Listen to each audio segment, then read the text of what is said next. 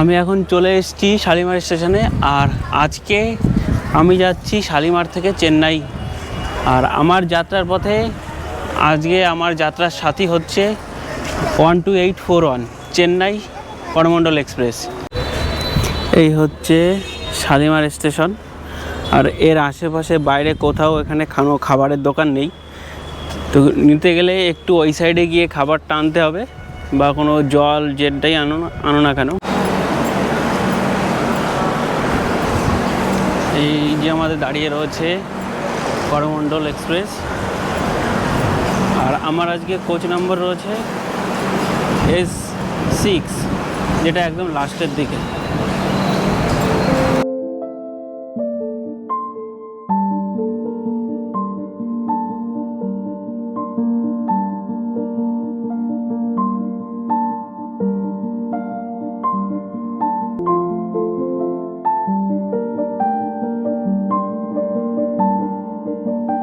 Train সম্পর্কে কিছু বলে দিই। আমাদের এই ট্রেনটি আজ টোটাল চেন্নাই পর্যন্ত 15টা স্টেশন কভার করবে। আমাদের এই ট্রেনটি টোটাল আজকে 1660 কিলোমিটার তার যাত্রা অতিক্রম করবে। আর এই ট্রেনটির পরবর্তী স্টেশন হচ্ছে সাঁতরাগাছি।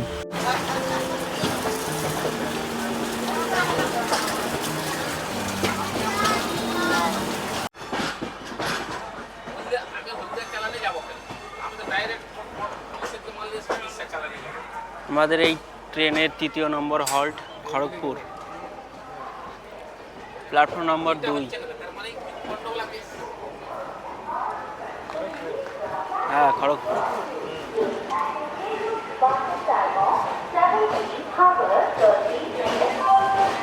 2 নম্বর প্ল্যাটফর্মে দিয়েছে।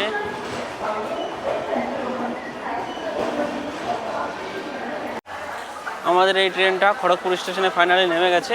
আর ট্রেনটি টোটাল এখন 12 মিনিট ডিলেতে চলছে। আর এর পরবর্তী হল্ট আছে আমাদের বালাসোর। টোটাল 18টা ইন্টারমিডিয়েট স্টেশন পড়বে। এখন ঘড়িতে সময় হচ্ছে 3:37। খড়গপুর স্টেশন থেকে ট্রেন ছেড়ে দিয়েছে। আর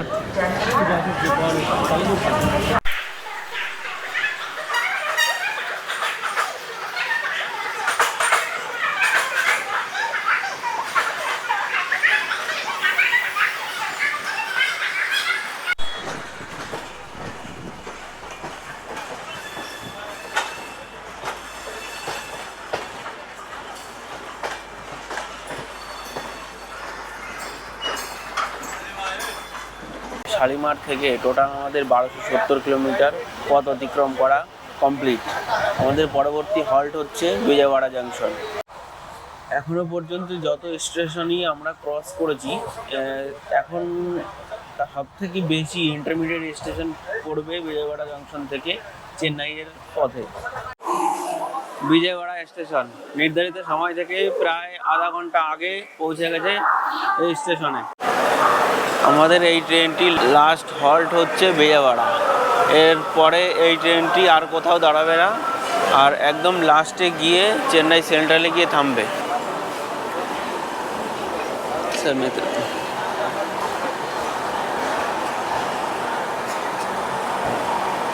আমাদের এই ট্রেনটি নির্ধারিত সময়ের থেকে মাত্র 2 মিনিট লেটে ট্রেনটা ছেড়ে দিল বিজয়ওয়াড়া স্টেশন থেকে। আর আমাদের এখান থেকে এবার পরবর্তী নেক্সট হল্ট হচ্ছে চেন্নাই সেন্ট্রাল।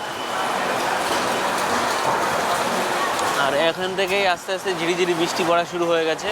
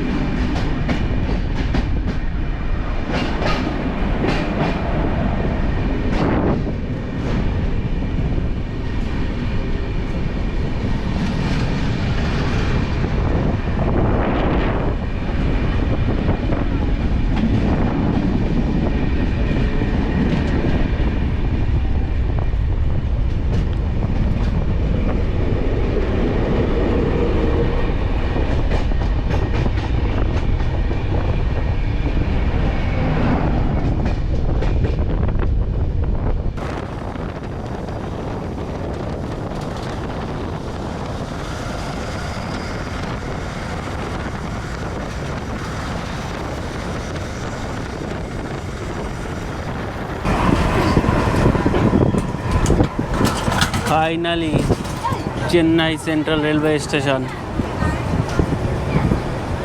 তার নির্ধারিত সময় থেকে পুরো 30 মিনিট আগে পৌঁছে গেল চেন্নাই সেন্ট্রাল স্টেশনে।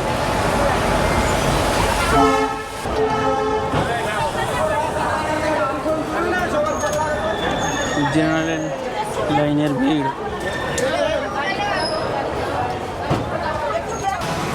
আমার এই ট্রেনটি 12:841, এই ট্রেনটি তার নির্ধারিত সময় থেকে প্রায় আধা ঘন্টা আগে চেন্নাই সেন্ট্রাল রেলওয়ে স্টেশনে পৌঁছে গেছে। আর এখান থেকে আমার পরবর্তী স্টেশন হবে হচ্ছে চেন্নাই এগমোর থেকে আমার পরবর্তী ট্রেন 5:45-এ।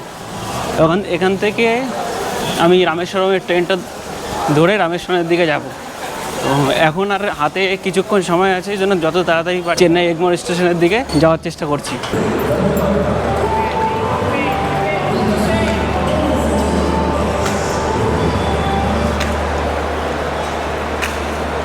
চেন্নাই সেন্ট্রাল স্টেশন থেকে মাত্র কিছুটা দূর, কিন্তু যেহেতু আমার হাতে টাইম নেই, ওই জন্য একটা অটো বুক করে নিয়েছি।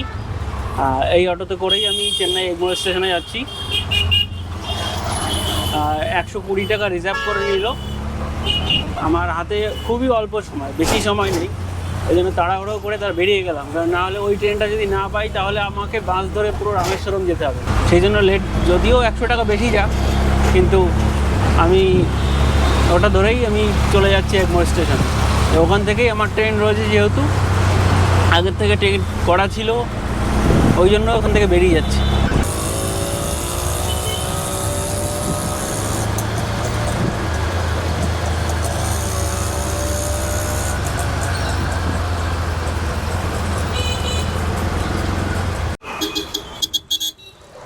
এটা হচ্ছে চেন্নাই এগমোর স্টেশন এটা, আর আমাকে এদিকে অপোজিট সাইডে নামিয়ে দিল। এখানে রাস্তা পারাপারটা খুবই সাবধানে করতে হবে, কারণ যখন তখন গাড়ি উড়িয়ে দিয়ে বেরিয়ে যেতে পারে। 22676 রামেশ্বরম এক্সপ্রেস 8 নম্বর প্ল্যাটফর্ম থেকে ছাড়বে। আমি চলে এসেছি চেন্নাই এগমোর স্টেশনে। এখান থেকে এবার পরবর্তী ট্রেন ধরে যাব রামেশ্বরম। 8 নম্বর প্ল্যাটফর্মে ট্রেন দাঁড়িয়ে রয়েছে, রামেশ্বরম এক্সপ্রেস 22662 চেন্নাই এগলুর থেকে রামেশ্বরমের। আর আমার আজকে সিট নাম্বার হচ্ছে S9, seat number 7। Chennai Mangalore station থেকে আমাদের এই ট্রেনটি ছেড়ে দিয়েছে। তার পরবর্তী যাত্রা হচ্ছে রামেশ্বরম। আর এই ট্রেনটি এই সম্পূর্ণ পথ যাতায়াত করতে সময় নেবে হচ্ছে 10 ঘন্টা 15 মিনিট।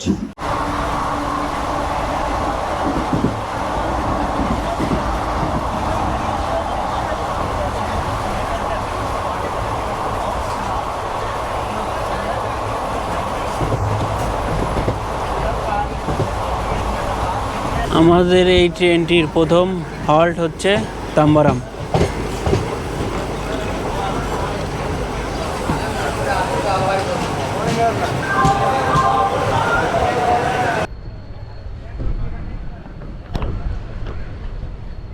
তাম্বারাম স্টেশনে এই ট্রেনটির হল্ট ছিল মাত্র 2 মিনিট।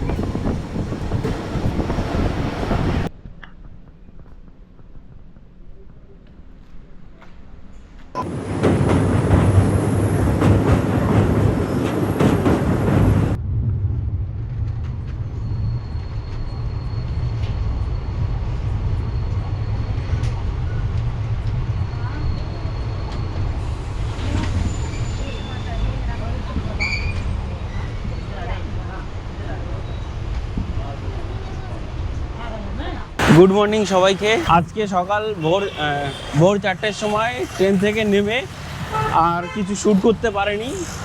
স্টেশন থেকে হোটেলে এসে খানিকটা রেস্ট নিয়ে এখন মন্দির দর্শনের জন্য বেরিয়ে পড়ছি। এইদিকে অপোজিট সাইডে রয়েছে মন্দির, দেখতে পাচ্ছ।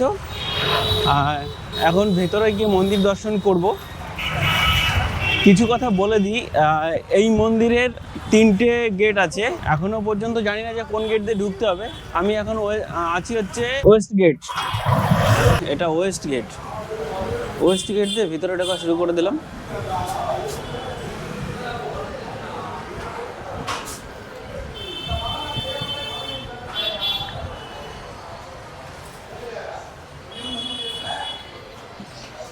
এখানে দু সাইডে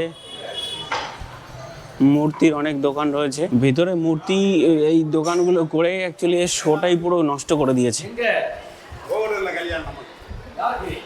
দুই সাইডে যে শো আছে সেই শোটাই পুরো নষ্ট করে দিয়েছে। মন্দির করিডোরটা সত্যি অসাধারণ, দেখার মতো করিডোরটা।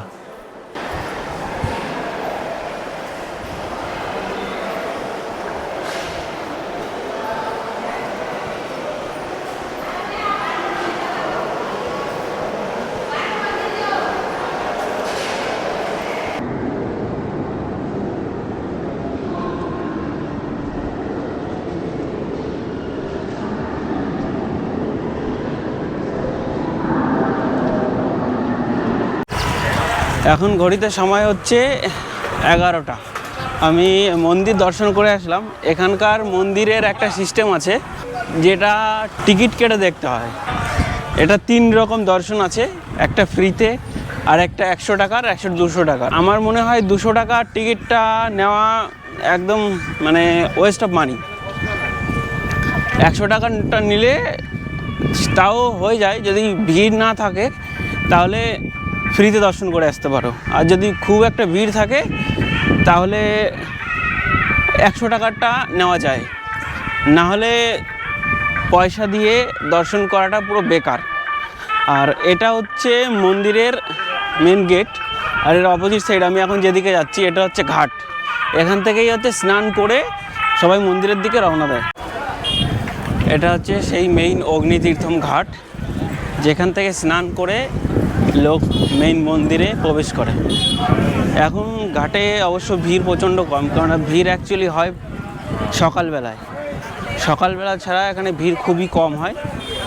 এখন যেহেতু 10টা 11টা বেজে গেছে, ভিড়ও কমে গেছে। এই সাইডটা হচ্ছে অগ্নিতীর্থম ঘাট, আর এর অপোজিট সাইডে সোজা এটা হচ্ছে মন্দিরের মেইন গেট। এই গেটটা দিয়েই হচ্ছে মেইন গেটের দিকে যেতে হবে, আর এটাই হচ্ছে এন্ট্রি। তুমি যে গেট দিয়েই ঢোকো না কেন, তোমার টিকিট কেটে হোক বা নন টিকিটেই হোক, এই গেট দিয়েই এন্ট্রি করতে হবে।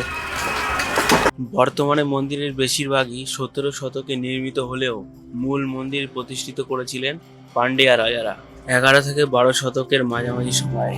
মধ্যযুগে বারবার আক্রমণ ও লুণ্ঠনের শিকার হয়েছে সম্পদশালী এই মন্দির।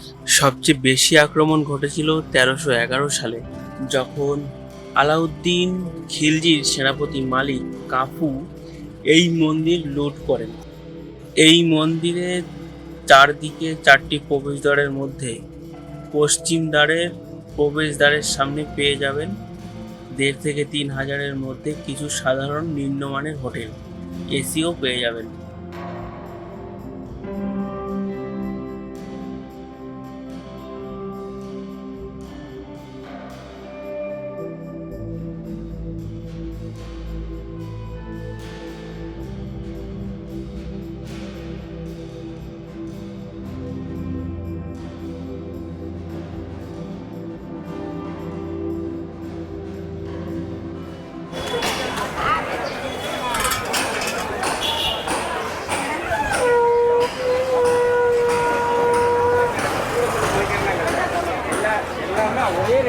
यूनियन रेट है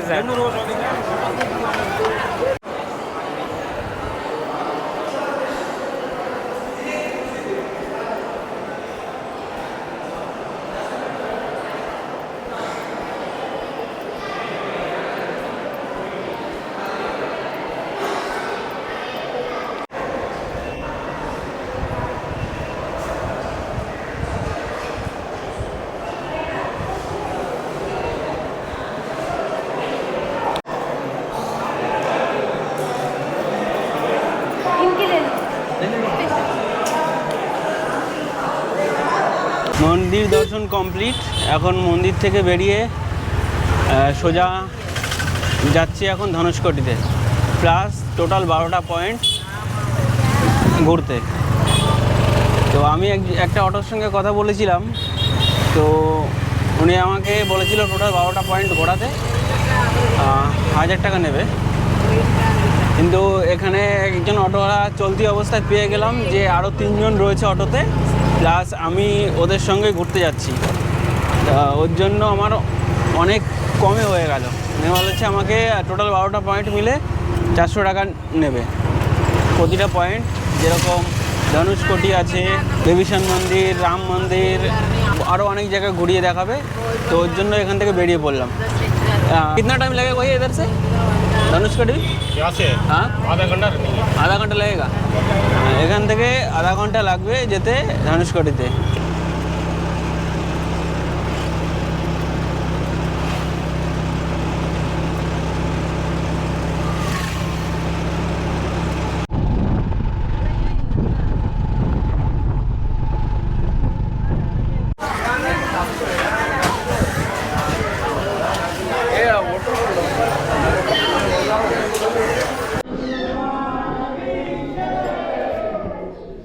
Kain baru mari nanti dia kemana bang?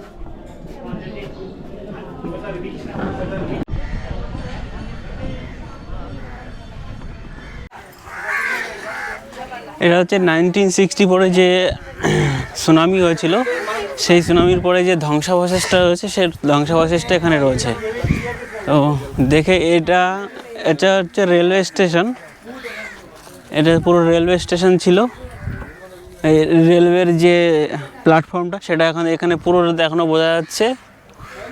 আর সুনামির জন্য পুরো একটা ট্রেন মানে পুরো জলের মধ্যে পুরো গ্রাস করে নিয়েছিল। আর শুধু এখানে রয়েছে এর প্রায় পুরো ধ্বংসাবশেষ।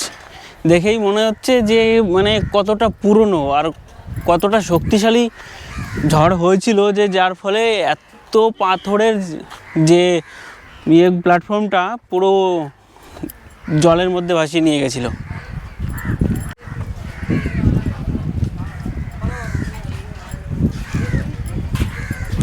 চলে এসেছি সেই জায়গায় যার অপেক্ষায় এতদিন ছিলাম।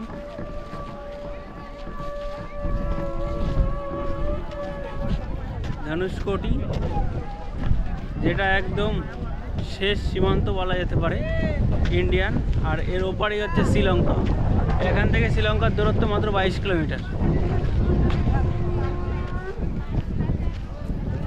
সত্যি জায়গাটা অসাধারণ জায়গা। চারিদিকে সমুদ্র, আর এখানে রাউন্ডে একটা গোল চক্কর টাইপের।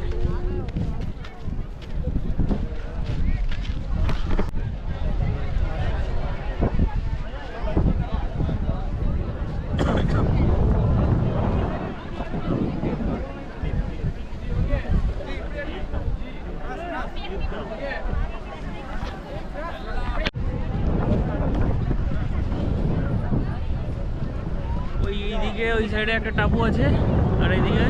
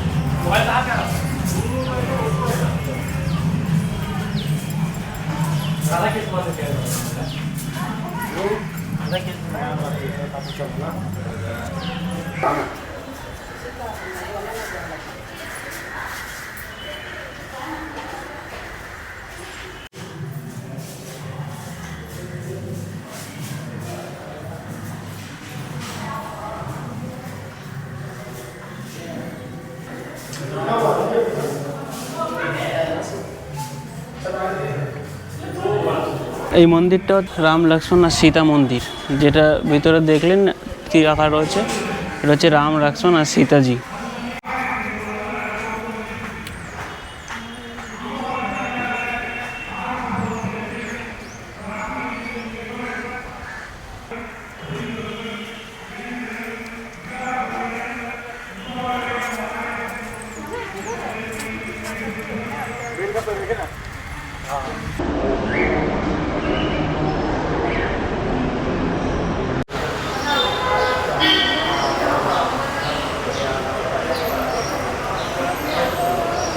এটা হচ্ছে হনুমান মন্দির। মন্দিরটা সত্যি খুবই সুন্দর। এটা হচ্ছে নটরাজ মন্দির।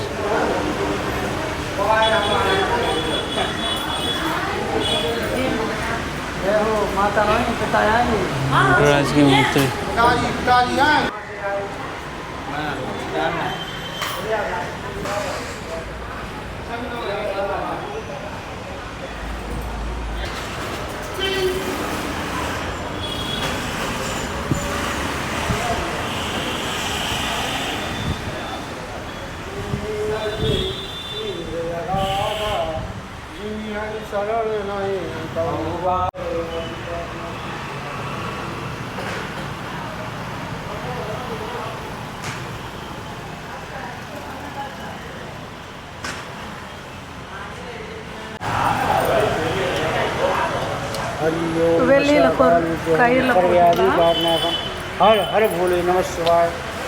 আর এটা হচ্ছে লক্ষ্মণ মন্দির, যেটা এখন আমাদের অন্তিম দর্শনের জায়গা, লক্ষ্মণ মন্দির।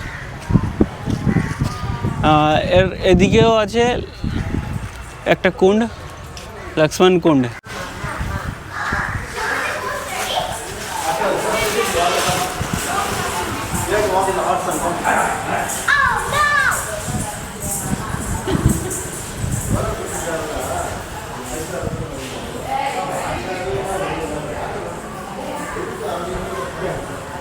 মন্দিরের সঙ্গে সঙ্গে এদিকে মোটামুটি আরও 6 থেকে 7খানা পয়েন্ট ঘোরা কমপ্লিট হয়ে গেছে। এবার মেইন আকর্ষণের পয়েন্ট যেটা পাম্বান ব্রিজ, সেটার জন্য আমি একা যাচ্ছি পাম্বান ব্রিজের দিকে। তো ওই অটোতে করেই যাচ্ছি, বাস এক্সট্রা 400 টাকা আমি বেশি দিচ্ছি। উনি আমাকে নিয়ে যাচ্ছে পাম্বান ব্রিজের দিকে। ওখানে গিয়ে জাস্ট 10 মিনিট ওয়েট করবো। পাম্বান ব্রিজের ওপরে একটা ড্রোন শট নেব। জাস্ট এইটুকুর জন্যই মেইন উদ্দেশ্য এটাই যে ওখানে গিয়ে ড্রোন শটটা নেওয়া। আর যেহেতু কালকে রাতে পাম্বান ব্রিজের উপর দিয়ে এসেছি, অন্ধকারের জন্য কোনো কিছু দেখতে পাইনি। আর আজকের ট্রেনটাও রাতের বেলায়, যার জন্য দেখতে পাবো না কিছু। সেই জন্য এক্সট্রাভাবে আমার আরও যাওয়া পাম্বান ব্রিজের দিকে। তো এখান থেকে বলছে 45 মিনিট থেকে 1 ঘন্টা লাগবে। ঠিক আছে, যাওয়া যাক। ফাইনালি চলে এসেছি পাম্বান ব্রিজে। চলো চলো।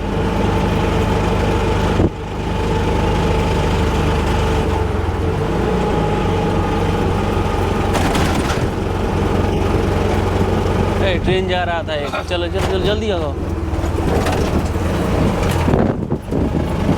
যেটার জন্য এত মানে আকুল হয়েছিলাম।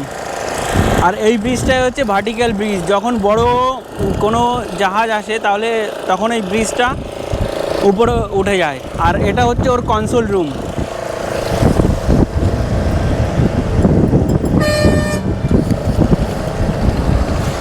এটা হচ্ছে পুরনো ব্রিজ, যেটা ফোল্ডিং হয়ে যেত, মানে পার্টিশন হয়ে দুদিকে ফোল্ডিং হয়ে যেত।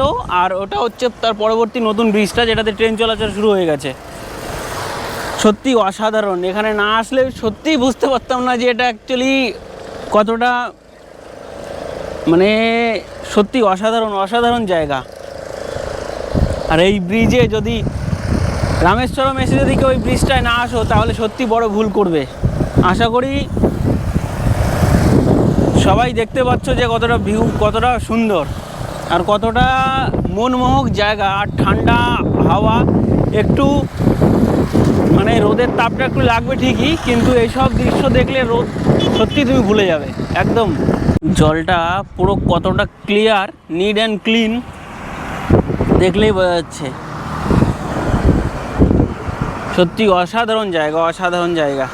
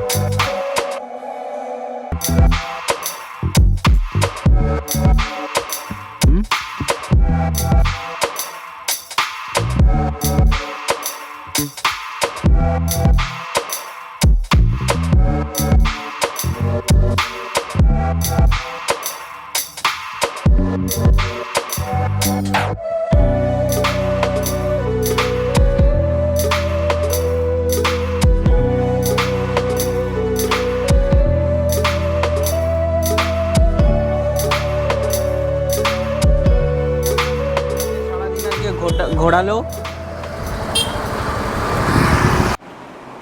গুড ইভিনিং সবাইকে। এখন ঘড়িতে সময় হয়েছে 6:30, আর আমি এখন রামেশ্বরম দর্শনের আজকে অন্তিম পর্যায়ে রয়েছি। এখন এখান থেকে বেরিয়ে আমি সোজা চলে যাব রামেশ্বরম স্টেশনে। ওখান থেকে আমার আজকের ফেরার ট্রেন, যেটা চেন্নাই ম্যাঙ্গালোর স্টেশনে যাবে 8:45-এ, ওই ট্রেনটা ধরেই আমি চেন্নাই ম্যাঙ্গালোরে যাব। আর সেখান থেকেই আমি পরবর্তী ট্রেন ধরে কালকে চলে যাব হচ্ছে কোয়েম্বাটুর আদিয়োগী দর্শনের জন্য। আর আপনারা যারা যারা এই চ্যানেলে নতুন আছেন তারা প্লিজ একটু সাবস্ক্রাইব করে দেবেন। পরবর্তী ভিডিওর জন্য দেখতে থাকুন।